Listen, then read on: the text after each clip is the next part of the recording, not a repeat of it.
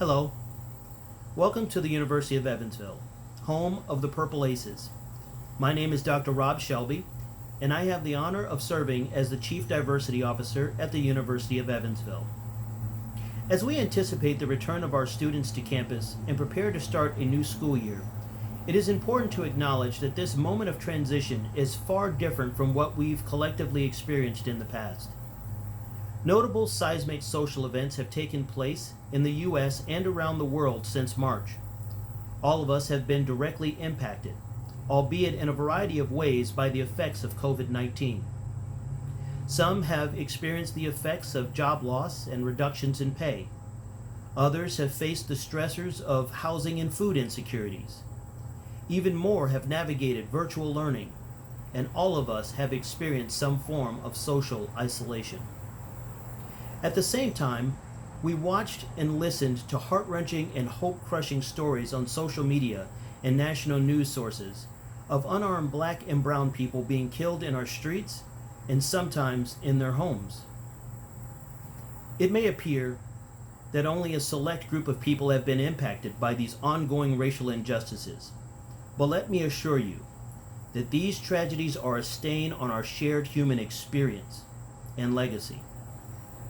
As some have concluded, racism is one of America's original sins, and educational institutions are not immune because they are comprised of people. People who at times engage in covert and overt forms of racism. The problem of racism is not the problem of one group. It is one that places a seemingly unyielding burden on us all. Let me encourage you to think about the lived experiences of others, and how, as an institution of higher education, we might mitigate the effects of racism in our community. First, we must cultivate a receptive attitude. One of the first steps to gaining ground on a significant social problem is listening to the lived experiences of others. Second, we must resist apathy.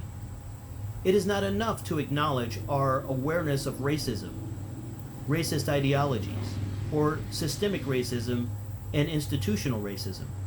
This rabbit hole goes quite deep. And if we're not careful, instead of gaining empathy, we nurture a heart and mind posture of apathy. Third, we must build cross-cultural relationships. It's easy to gravitate to people who look like you, think like you, believe like you, and feel the same as you do about myriad of things.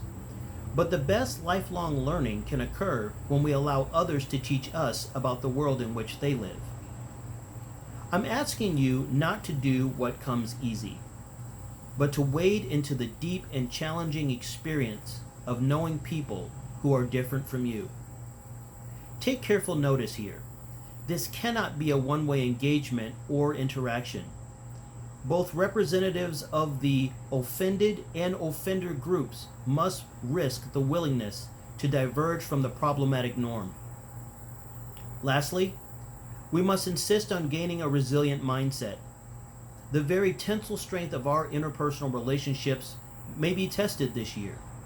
So when we fail, and make no mistake, failure will happen, we must commit to rebuilding what has been broken by asking for forgiveness. At the University of Evansville, the lives of black and brown people matter to us because each one has intrinsic value. We demonstrate this core belief by creating the newly designed Center for Diversity, Equity, and Inclusion located in Ridgeway University Center. We also demonstrate our commitment to students of color by reestablishing the Task Force on Race, consisting of students, administrators, faculty, staff, trustees, and alumni. The goal of the group is to identify and implement tangible change in the area of race and ethnic relations. We show what we believe by encouraging students of color to express themselves and share their experiences in an appropriate time, place, and manner.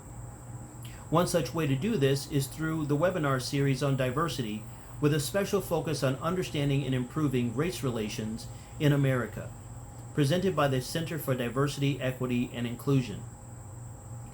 There are several other initiatives to help us grow in this crucial area, but it's important to note our ongoing commitment to ensuring access to UE's high-quality academic experience for historically underrepresented students of color through the Fellow Scholars Program. In its current iteration, the program offers financial, academic, and social supports for eligible domestic students of color.